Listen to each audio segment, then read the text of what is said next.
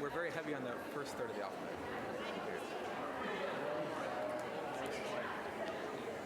There, one more.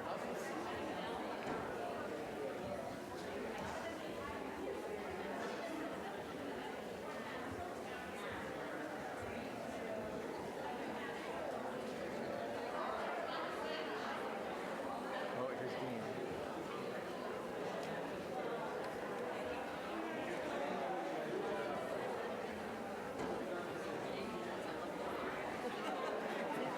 For Article 3.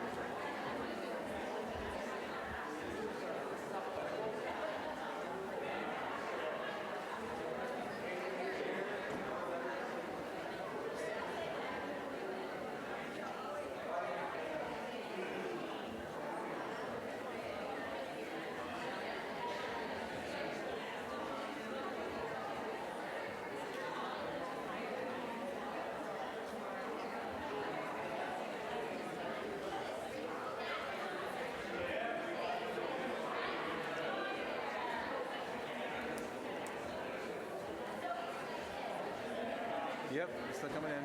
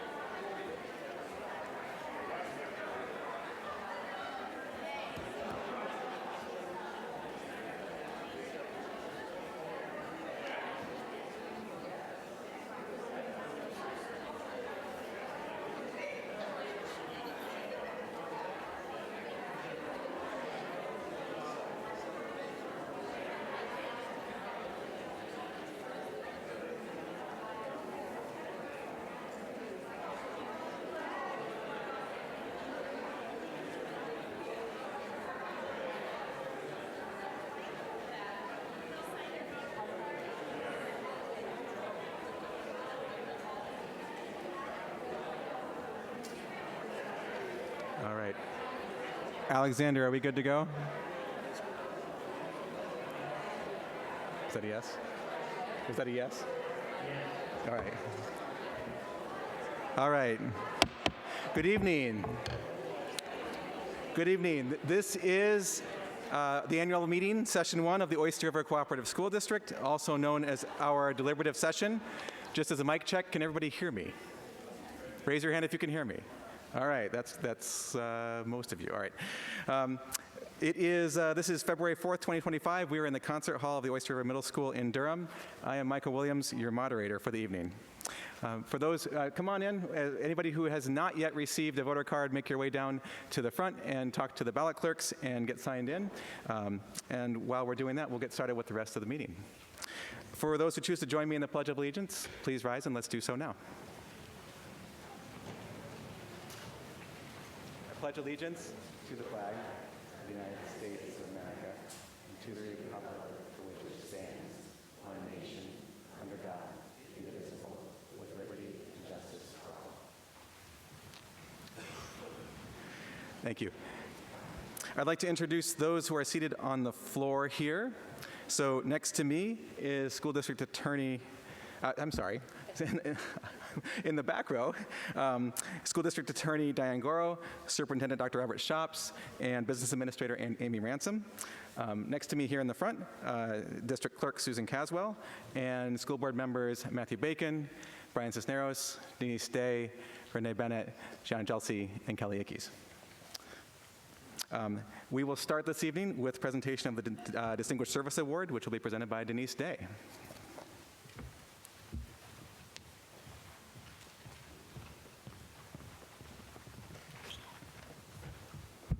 Good evening, everyone. The Distinguished Service Award is given to the person who has volunteered their service to our school community. We are pleased to award this year's Distinguished Service Award to Doris Demers.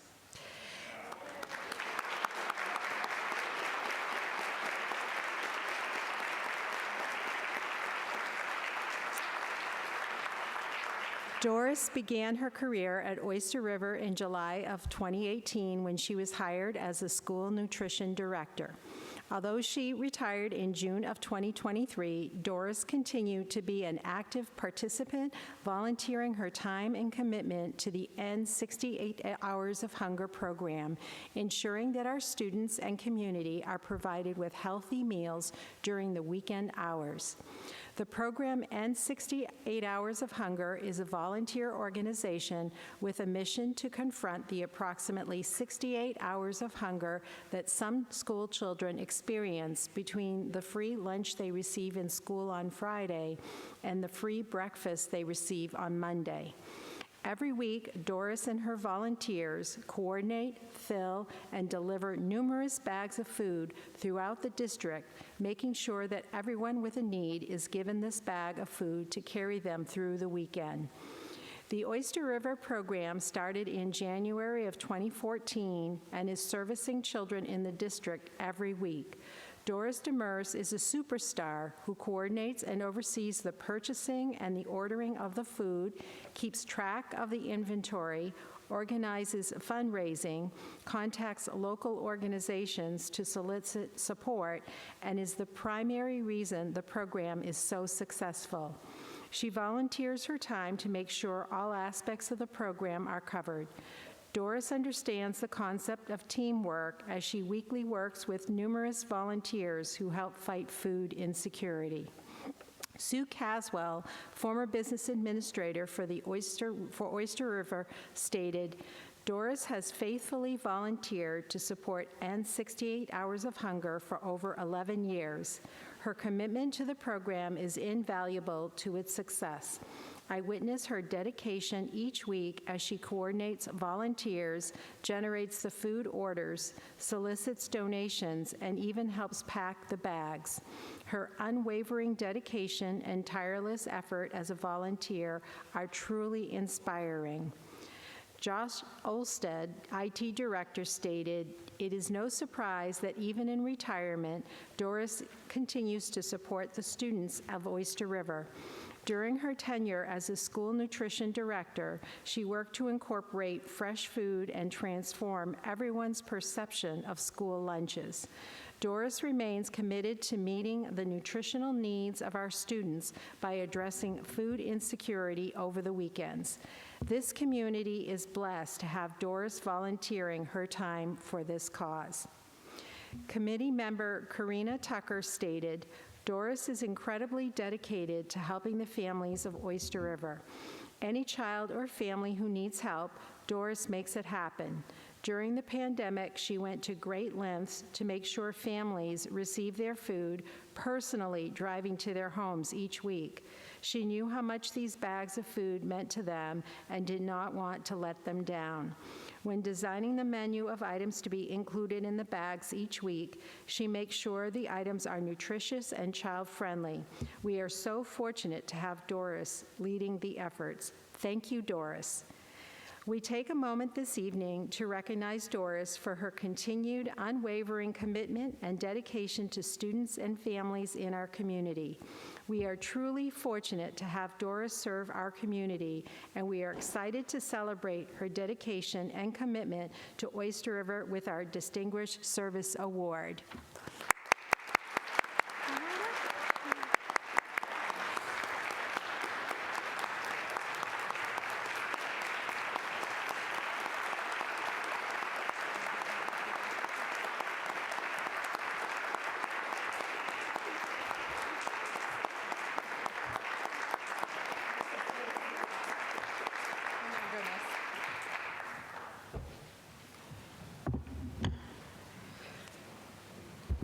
I always have to do that. Wow, I was not expecting all of that. I have to say, I'm honored and I'm humbled to have been named for this award. And I want to thank you all for thinking of me and your kind words. But I want you to know that it really does take a village to accomplish what we're doing. I'd like to thank those people in our village. The principals and administrators and school board over the last 12 years. I started in 2012, by the way. But we started this in the date for N68 is correct. They've always supported our efforts and allowed us to have tables at events. They had special events for us. Students had food drives. Everyone worked so hard over the years. The service building employees, for letting us intrude on this space. We aren't always quiet, and we sometimes take up a lot of room, especially this year, because if there's a school vacation week, we send an extra bag that day, and it does take a lot of room in that building. The transportation department, making sure that students don't have to be seen carrying that bag of groceries each week. It protects their confidentiality. And also, these students do not have to this is not connected to free and reduced lunch, even though I was the director. Anyone who applied for free or reduced lunch was basically saying they had a need, so they got an invitation that if they needed food on the weekends, they could apply. Anyone who needs grocery help, this is available to them.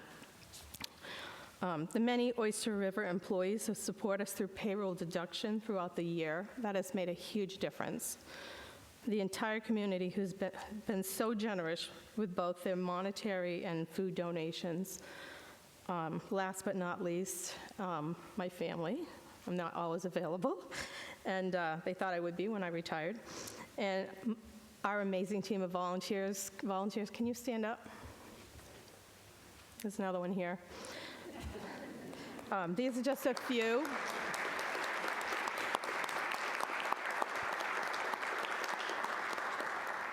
These are just a few of about 16 amazing people who believe, like I do, that it's not enough to take care of just your own children. It's our job to take care of all children who need help. Thank you all for caring about our children who have been helped by our program.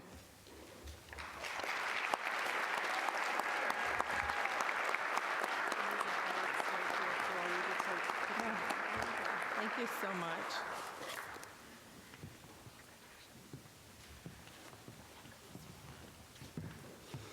At this time, I'd like to call John Parsons down.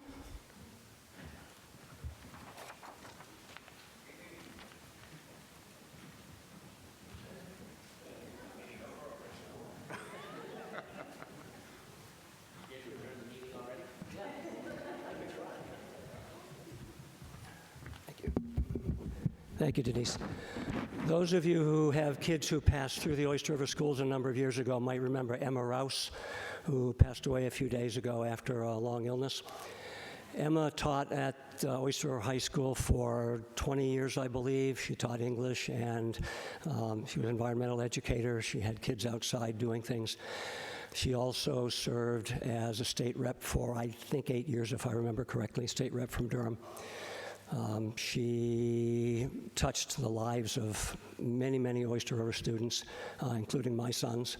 And I'd like to ask for a brief moment of silence in memory of Emma and her service to a generation of Oyster River kids.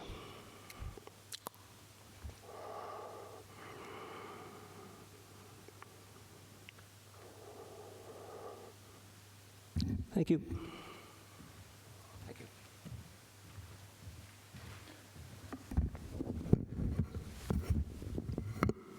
Thank you for that remembrance, and congratulations, Doris.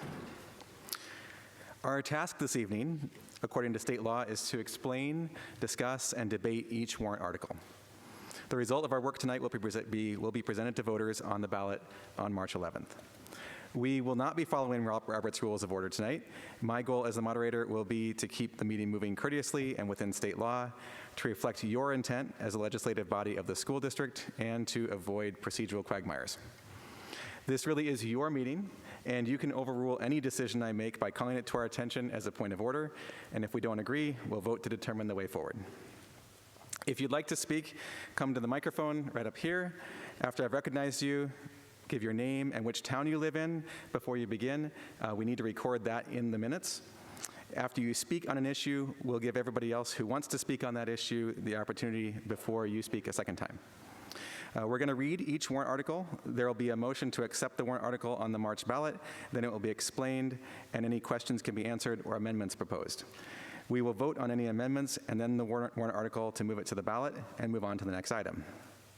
If you would like to propose an amendment or to change any of the warrant articles, please write your amendment down and bring it with you to the microphone when you propose it so that the clerk and I make sure we have it exactly as you intend. We cannot amend warrant articles to eliminate the subject matter of the article, and some articles have wording that by law cannot be changed. We will only address one amendment at a time. We will not work on amendments to amendments. Any motion to end discussion or to move to a vote will require a second and 2/3 vote of you to close off discussion. In fairness to others, if you wish to move to end discussion, that should be the only thing you're stating when you come to the microphone. We won't accept the motion to end discussion from anybody who has other discussion points or questions at the same time. We will normally vote by a show of voter cards, holding your voter card up in the air. In the event that a vote is not clear by a show of voter cards, I may ask for another method of voting. So if you are intending to vote tonight and you do not have one of these, come down and see the ballot clerks now. Only those registered to vote in one of the 3 towns of the district can speak this evening, with the exception of those district personnel that the board has seated on the floor, although you may, by vote, allow others to address the meeting. You must be a registered voter in Durham, Lee, or Madbury to present a motion, a second, or to vote tonight. I'd like to read the warrant posting statement. The district certifies that on January 24th, 2025, the MS-26, the default budget, and the written warrant attested by the school board of the Oyster River Cooperative School District were posted in the town of Durham at Oyster River Middle School and Oyster River High School, the place of meeting, in the town of Lee at the Mastway School, and in the town of Madbury at Mohermet School. That is signed by Winnie DeFrucio, and it is notarized. All right, on to the warrant. To the inhabitants of Oyster River Cooperative School District of Durham, Lee, and Madbury qualified to vote upon district affairs, you are hereby notified to meet at the Oyster River Middle School, here we are, in said district on 4th day of February 2025 at 7 o'clock in the evening for session 1 of the annual district meeting for discussion of articles 3 through 7 and for any amendments thereto. Warrant articles whose wording is prescribed by law shall not be amended, and no warrant article shall be amended to eliminate the subject matter of the article at session 1. Official ballot voting for school district officers, Articles 1 and 2, and on Articles 3 through 7 will occur at town polling locations on Tuesday, March 11th, 2025. in the town of Durham at the Oyster River High School from 7 a.m. to 7 p.m., in the town of Lee at Lee Public Safety Complex, 7 a.m. to 7 p.m., and in the town of Madbury at Madbury Town Hall from 11 a.m. to 7 p.m. Article 1 will be to choose a moderator for the coming year. Article 2 will be to choose 2 at-large school board members for the ensuing 3 years and 1 Lee School Board member for the ensuing 2 years. Article 3 will be presented by Brian Cisneros.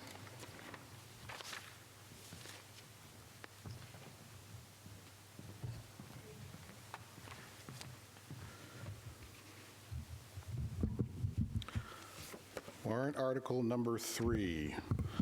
Shall the district raise and appropriate as an operating budget, not including appropriations by special warrant article and other appropriations voted separately, the amount set forth on the budget, posted with the warrant, or as amended by vote of the first session for the purposes set forth therein, totaling $58,002,091. Should this article be defeated, the operating budget shall be $57,478,995, which is the default budget, which is the same as last year with certain adjustments required by previous action of the district or by law. Or the district may hold one special meeting in accordance with RSA 40:13, 10, and 14 to take up the issue of the revised operating budget only. The school board recommends this appropriation. Majority vote is required. Note, Fund 10 is $56,002,463. That is the regular operating budget.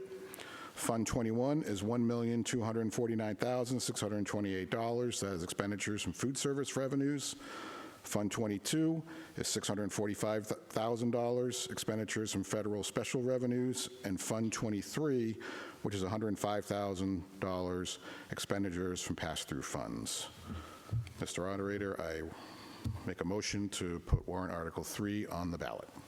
Is there a second? A second by Denise Day. All yours. Okay. Proposed budget this year, I know I mentioned in the notes the different funds we have. Fund 10 is our operating fund, and that basically is the fund that goes towards taxation. Food service, federal funds, and under special revenues are basically spending money that comes in from other sources, whether it be the federal government, through food service, or any other donations made to the district or any other income by the district. Our total revenues for FY26 is proposed to be $7,097,402. That offsets the budget, and the balance goes to taxation. Our breakdown of the general fund, almost 80% you'll see is salaries and benefits. They'll be the blue part of the circle and the brown part. Contracted services is about 5.5%.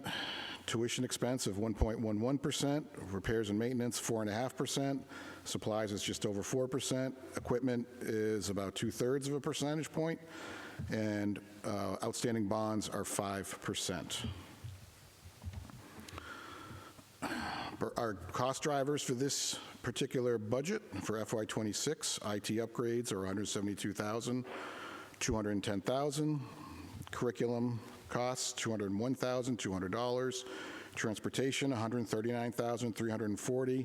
And our architect recommendations for facilities of $417,000.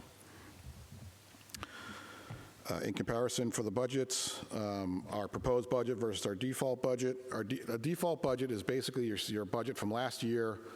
You add in your contractual obligations and you subtract out any one-time expenses. So our proposed budget for Fund 10 is $56,002,463, but the default, meaning if this does not pass in the ballot, at the election, it'll be $55,479,367. Food service, federal funds, other special revenues, the other funds stay the same because they are not funded through taxation. So should the FY26 proposed budget fail to be approved by the voters, the default budget becomes the budget for FY26. It is $523,096 less than the proposed budget. With that, I will take any questions.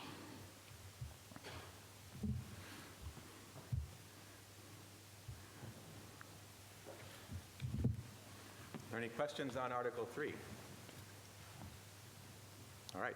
Seeing no questions, I'll call for a vote on Article 3. All those in favor of Article 3, please signify by raising your voter card.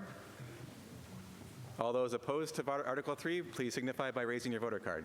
All right, Article 3 is moved to the ballot.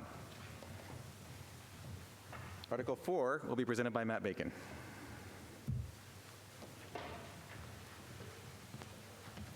Thank you very much. Warrant Article Number 4. Shall the district vote to approve, with the provisions of New Hampshire RSA 273-A:3, the cost items included in the collective bargaining agreement reached between the Oyster River Teachers Guild and the Oyster River School Board, which calls for the following increases in salaries and benefits at the current staffing levels. For the 25-26 school year, $1,141,204. For the 26-27 school year, $1,055,526. For the 27-28 school year, $1,226,536. And to further raise and appropriate the sum of $1,141,204 for the 25-26 fiscal year, such sum representing the additional costs attributable to the increases in salaries and benefits required by the new agreement over those that would be paid at current staffing levels. The school board recommends this appropriation, and a majority vote is required. Mr. Moderator, I make a motion to put the warrant number 4 to the ballot. All right, we have a motion from Mr. Bacon. Is there a second? Second by Mr. Cisneros. Okay, just a couple of things to say about this warrant. This is a 3-year contract that will be effective, as you can see, through the end of the 27-28 school year. Although the cost of each of the 3 years is listed, the first number, the 25-26, and it's listed again below, is the only number that will be in this current budget that we're currently talking about. The numbers on the screen represent an 11% increase over the 3 years of the contract. This provides the district with stability and predictability of salaries over those 3 years. The contract includes a restructured salary schedule that supports the district's goal of attracting new teachers and retaining excellent mid-career professionals. This new contract helps the district remain competitive in a region with respect to salaries and benefits, which is especially important given the national teacher shortage. This contract provides for increased stipends for extracurricular activities and athletics. And the contract will help to slow down annual increases in employee health insurance expenses by increasing employee contributions over the course of the contract. Does anyone have any questions?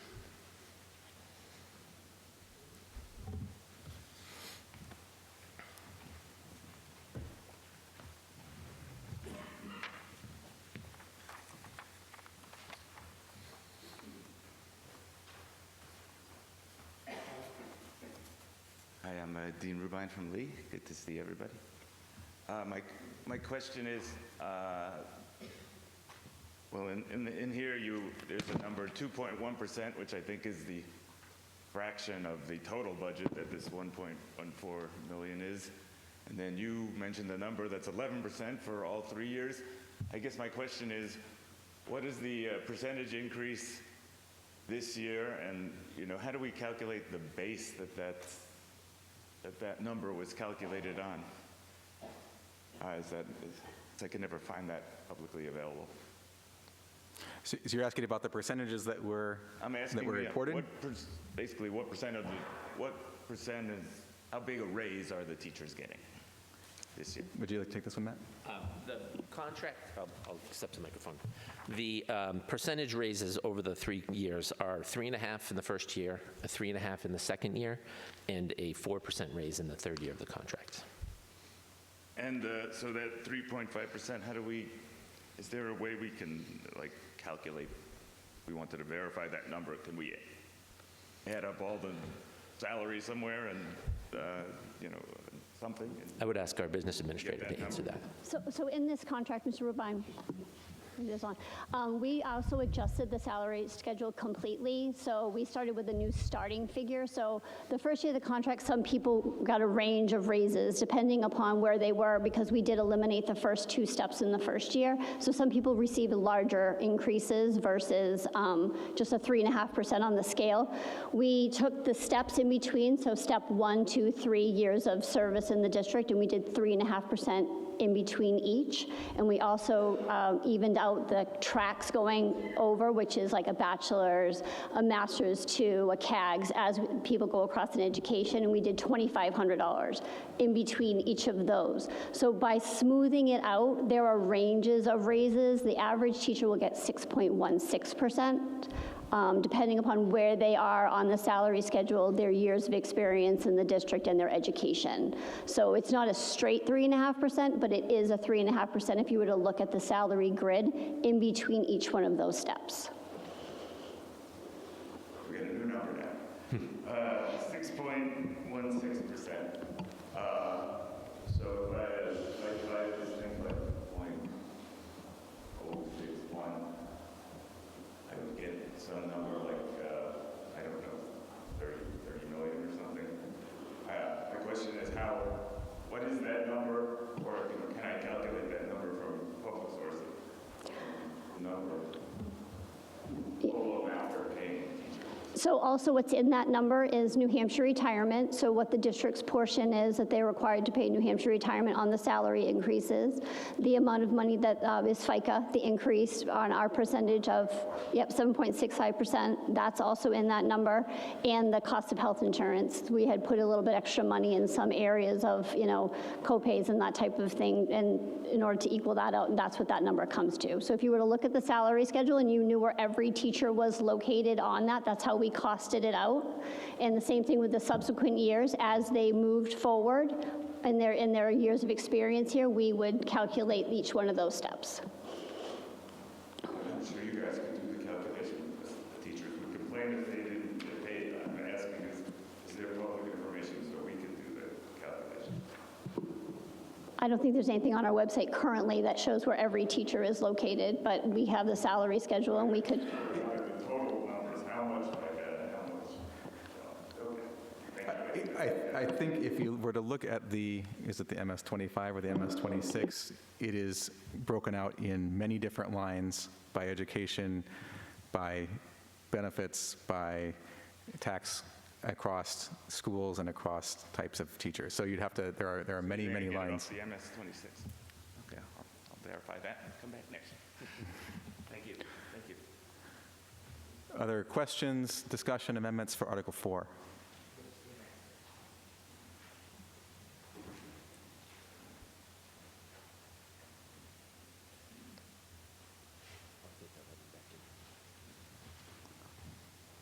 All right. If there are no more discussion on Article 4, I'll call for a vote on Article 4 to move Article 4 to the ballot. All those in favor, signify by raising your voter card. All those opposed, signify by raising your voter card. Article 4 is moved to the ballot. Thank you. Next up, Article 5 will be presented by Renee Bennett.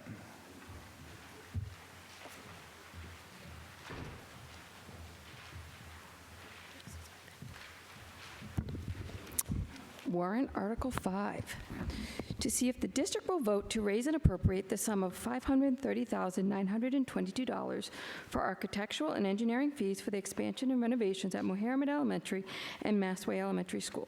The school board recommends this appropriation. Majority vote is required. Mr. Moderator, I'll make a motion to put the warrant article on the ballot. We have a motion on Article 5. Is there a second? From Denise Day. Okay. So I wanted to talk a little bit about why we felt like this warrant article was necessary. Firstly, we really don't have enough classroom space. Mohammed is at capacity. We don't have enough general education classrooms to meet the enrollment demand while maintaining the classroom size that we aim for here in Oyster River. We strive for parity between the two elementary schools with at least 4 general education classrooms per grade level. Due to the increasing enrollment, we have had to displace the art classroom. Art is now taught in a common area at Mohammed, which is done beautifully. We need an additional classroom. If we need an additional classroom space next year, we will lose the dedicated music room, forcing us to rethink how we deliver music instruction at Mohammed. Secondly, we're struggling to meet the needs of all the learners here at Oyster River. We have students with IEPs, 504 plans, English language learners, and those who require tutoring and intervention spaces. Both Mohammed and Massway lack the dedicated spaces to provide these essential supports for all our learners. They are forced to make do whatever space they can find, hallways, shared rooms, or temporary unoccupied spaces. They're not ideal for learning environments. Our students deserve focus, uninterrupted spaces that allow them to receive the individual support they would need. Thirdly, the program coherence. A recent building condition audit confirmed that our schools lack adequate space to deliver the services properly, interventions, and general instruction. The cafeteria at Massway is already full. There's no dedicated occupational therapy space or PT space, and due to the enrollment projections, they'll likely lose their math and science tutor room next year. At Moharemy, we also lack the dedicated space for art, occupational therapy, physical therapy, and the tutor room. Additionally, minimal conference spaces make it harder to hold student support meetings or convene discussions around student interventions. Without proper spaces, we risk compromising our program's effectiveness and limit our educators' ability to deliver high-quality instruction. Fourth, our space challenges are not new and they won't go away.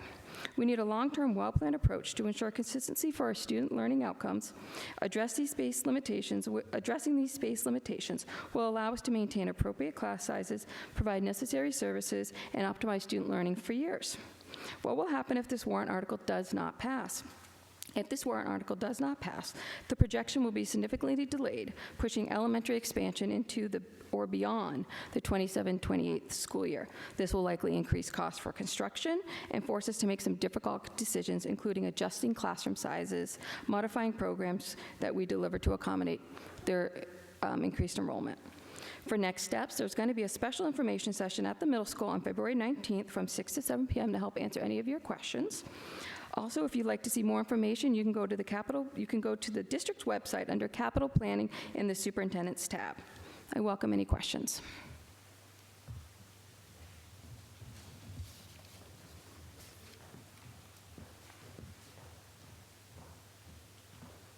Tom Newkirk, Durham. First, I'd just like to recognize Brian Cisneros for his service to the school board and to the district. Great run, Brian. I think nobody did more to create this building than you did, so thank you. The question that I have is that this warrant article anticipates, I think, for next year, a bond of some amount. I think we should have some clarity about what this means in terms of, because it's essentially a down payment on a second act, which is voting on a bond, if I'm mistaken. And I think the figures I've heard are 8 to 10 million will be the bond figure. I just would have clarity that that's the case.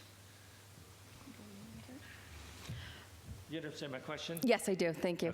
Okay. So this first part is to raise and appropriate the funds to explore what our options are for expanding Mohammed and Massme to meet the student needs. The figure that we would go after for the bond is not yet to be determined because we have to appropriate these funds to figure out what our options are and then present the citizens with the bond. So it is the first step in the planning process. The exact figure for the bond would come out of the work that we're asking to raise and appropriate funds for. Okay, so you don't have even a range for where the bond would be? I don't feel comfortable saying a range. Dr. Shaps might. To respond to your question, Tom, we do, through the building conditions report, we identified in the near term through these projects the total cost of the repairs and capital improvements. For this expansion renovation project, we have a range of a bond of anywhere from $8 to $10 million.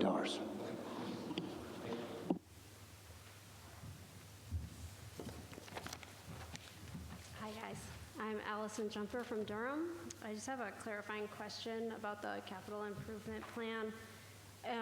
I know this is primarily for Mohammed. I saw that there was an estimate of like $6.2 million for the Mohammed addition.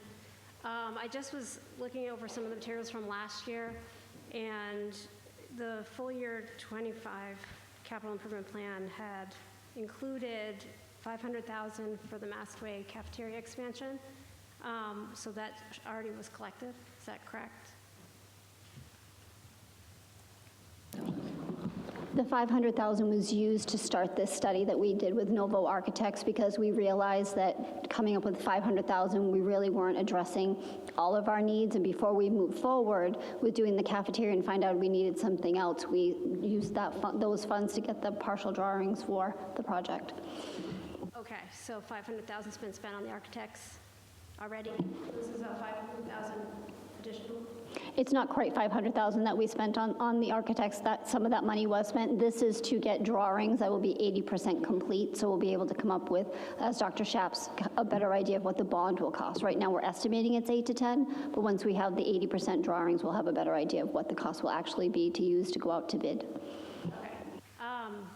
Yes, because then also it just said, you know, they were estimating last year in the document of collecting an additional 500,000, I think, it looked like for the cafeteria expansion project in total.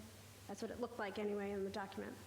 And then I also just wanted to ask, I know this was 5 years ago, but in 2019 when they completed the Mastway expansion of 3 classrooms and a music room, and then some renovations also of some of the conference room space, that was 1.3 million total.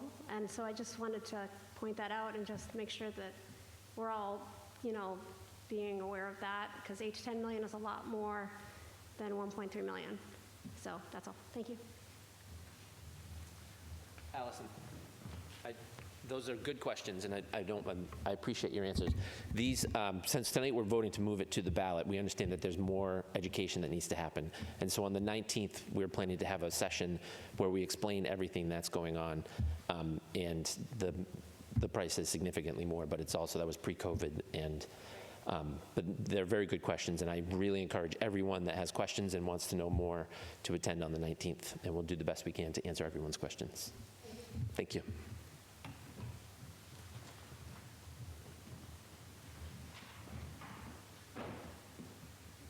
This is Willow, and she has a question. Is it okay if she asks?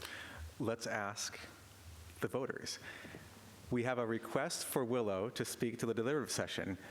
May I put this to a vote, please? All in favor of inviting Willow to speak, please signify by raising your voter cards. Anybody opposed, signify by raising your voter card. All right, Willow, we'd love to hear what you have to say.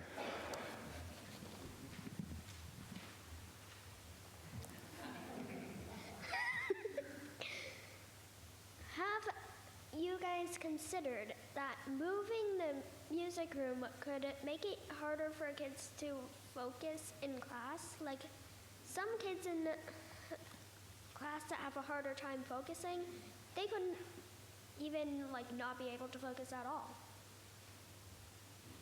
All right, so the question is about moving the music room, and have we considered the impact of moving the music room on all students? Do we go back there? Oh, sure. Oh, go ahead. Oh, yeah. Thank you very much, Willow. I appreciate it. It's a very good question, and it's one of the things that we will be talking about on the 19th. What the options are if we decide not to move forward with this warrant will be part of that conversation. But I agree with you that moving the music room is not the best. Are there any other questions, discussion, amendments on Article 5? Seeing none, let's vote on Article 5. All those in favor of moving Article 5 to the ballot as it is, signify by raising your voter card. All those opposed, signify by raising your voter card. Article 5 is moved to the ballot. Thank you. Article 6 will be presented by Gianna Gelsey.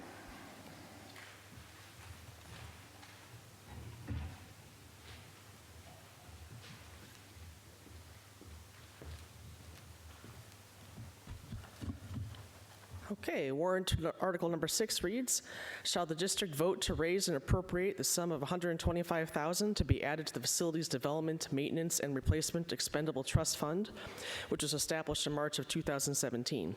This sum to come from June 30th fund balance available for transfer on July 1st. The school board recommends this appropriation. No amount to be raised from taxation. Majority vote required. Would you like to move the article? Yes. I would like to have a vote to move the warrant article, I don't need a vote, move the warrant article number 6 to the ballot. Is there a second from Mr. Bacon? All right. Okay. So to clarify what this one is about is that this fund is for anything related to facilities development, maintenance, and replacement. The current discussion with the school board that we've been intending this fund for is to purchase the solar array that's at the middle school. That array was purchased for $1,102,447. It was initiated through revision financing that became in effect in January 2021. The panels were operational in January of 2022.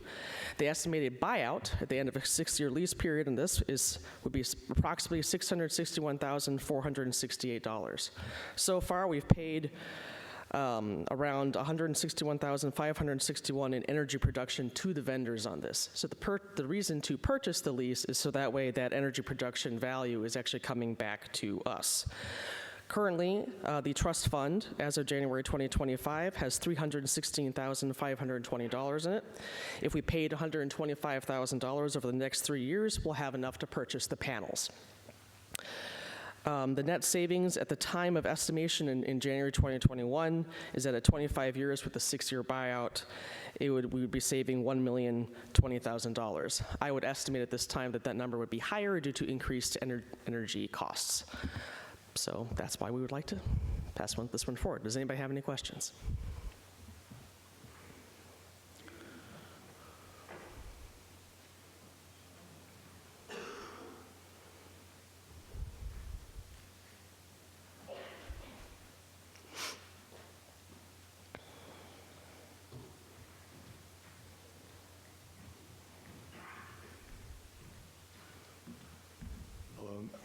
Hello, I'm Patrick Napier, and I'm from Madbury. So for what it's worth, I'm in favor of this. My only question is, I feel like when it's explained in person, so I should start by saying first, so they already exist, and so from a sustainability standpoint, it's the same difference. And so it's really like an investment at this point and just an ROI. And so I feel like whenever it's explained in a meeting, we usually hear the rationale and the financial perspective of what the investment would return to us. But as a voter, whenever we see it written out, at least in my opinion, the text is never compelling. Like, I don't understand, if we put in $125,000 this year, what's the return on investment? And I feel like it's never written out. And so for the folks that don't come to these meetings, they might not understand what the actual ROI is. And so, like I said, they already exist, and so there's no like sustainability push, it's just a financial one. So I guess my question is, could that, more or less what you just stated, somehow be put in like the rationale that a voter would get when they go to vote, if that makes sense? You want to? I'm not going to answer the question. I was going to restate the question. Okay, you go ahead. So I think Mr. Napier, I think the question is, can there be additional information provided to voters about the financial payback on the warrant? Is that your? My understanding is that you're not. We really couldn't have it in the warrant because of the way legalese works. But you want to see if we can have more information, like what I just said, available somewhere for people to be able to inform themselves. Correct, because like for example, there's usually the warrant text, but then I don't know what this is called when it's like almost like the rationale and the explanation, but when it's like written next to the warrant text, if you will. And I feel like that usually doesn't talk about the financial returns, probably because they're, future projections and nothing is guaranteed kind of thing. But I think it's a tougher sell when all you see is the cost. You don't see an expected return, if that makes sense. That makes sense. I think that's something that we could definitely provide. One thing we could definitely do is for like the next school board meeting, possibly put on the agenda to be able to provide this information, to have it show up in agendas and minutes. That would be more clear for other folks. Yeah, and we can put it on the website for anybody to read. And I just got a thumbs up from Mr. Napier. Okay.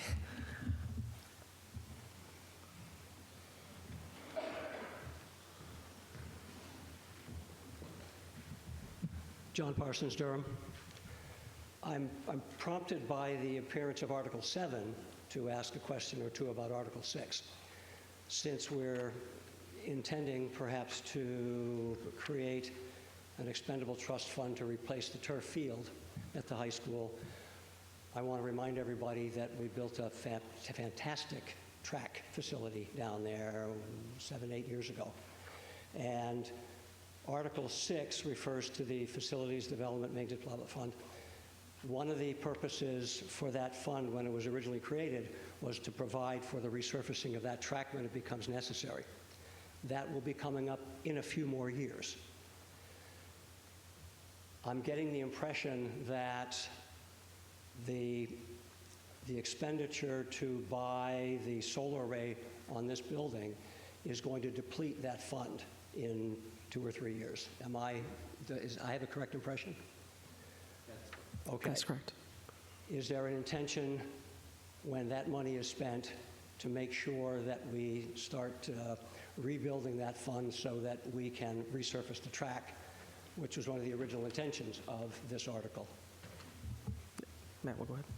I don't want to leave that hanging out there. Yeah, no, last year, it's not something we've specifically discussed, but last year we did create a trust for to deposit the facilities fees that we make from other groups renting the facilities that go into that fund for that kind of purpose, maintenance and upkeep and replacement.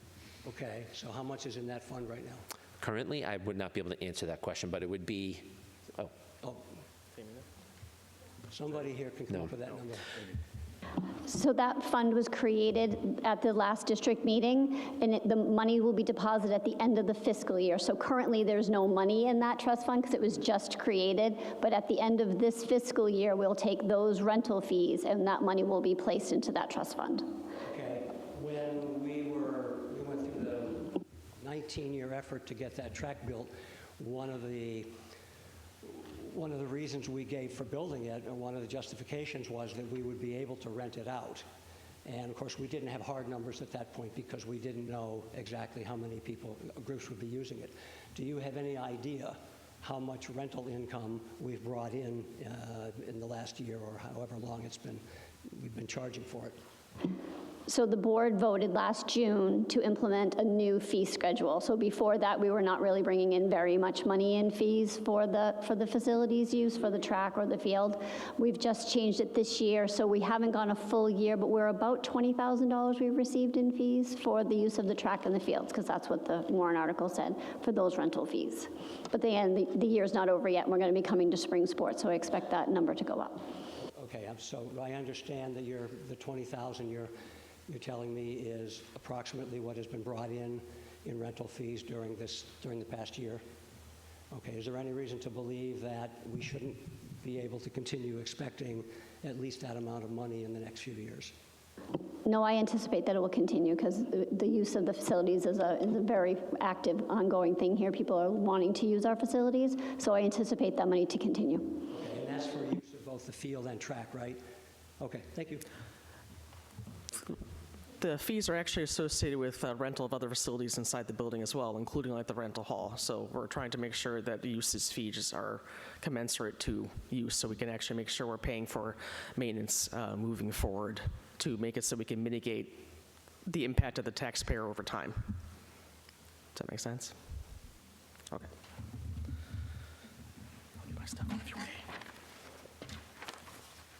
Any further questions, discussion on Article 6? If there are none, then let's vote on Article 6. All those in favor of moving Article 6 to the ballot, please signify by raising your card. And those opposed, raise your card. Article 6 is moved to the warrant. Thank you. All right. Next up is Article 7, which will be presented by Kelly Ickes.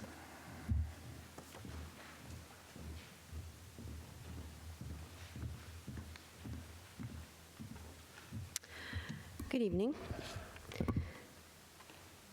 So warrant article number 7 reads, shall the district vote to raise and appropriate the sum of $125,000 to be added to the artificial turf replacement expendable trust fund, which was established in March of 2024.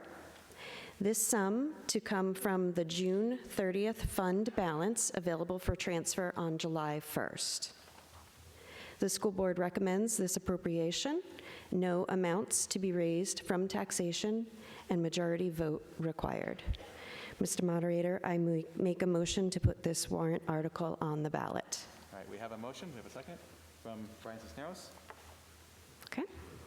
So this fund is one that was, as you can see from the slide, that was first enacted last year. So we are looking to continue this expendable trust fund moving forward. And the designation really is focused towards the artificial turf field replacement. We know that these fields over time get wear and tear with different usage. The focus at the moment is really on the high school track, or high school field. That's the priority. The turf field that's out here at the middle school is brand new. So the high school field would be the first one under consideration for that. Ideally, what we would be able to do is cycle these funds so that we can continue to build up a bank of money in order to replace the fields as they come up in their usage life. Any questions?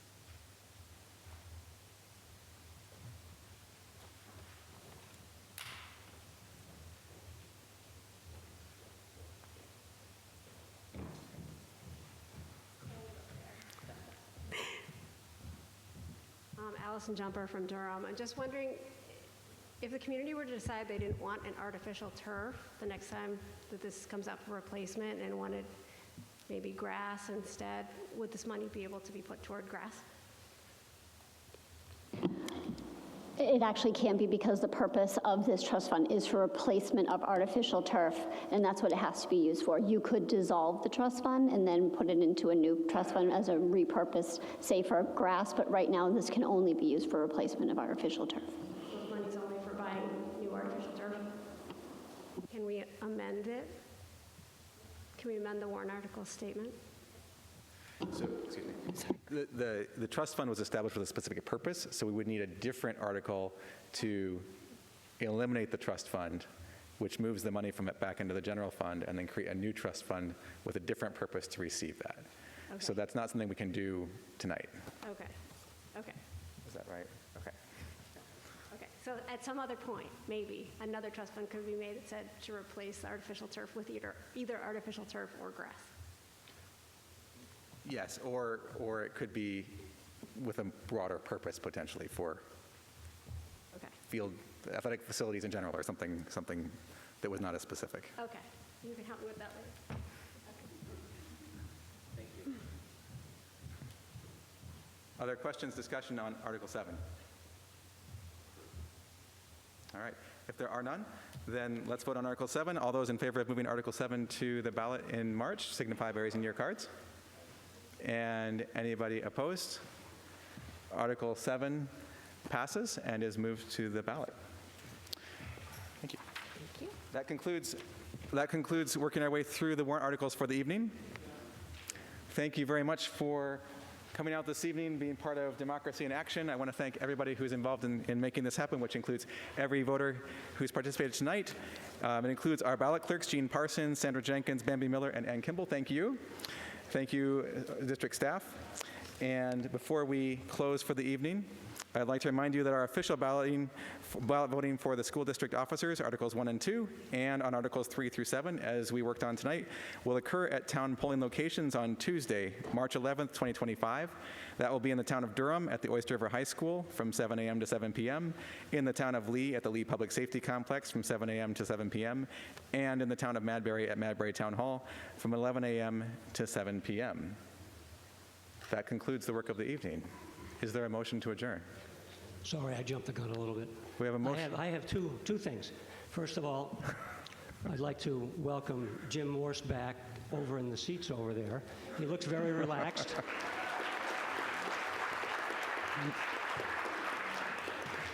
Second, I move we adjourn.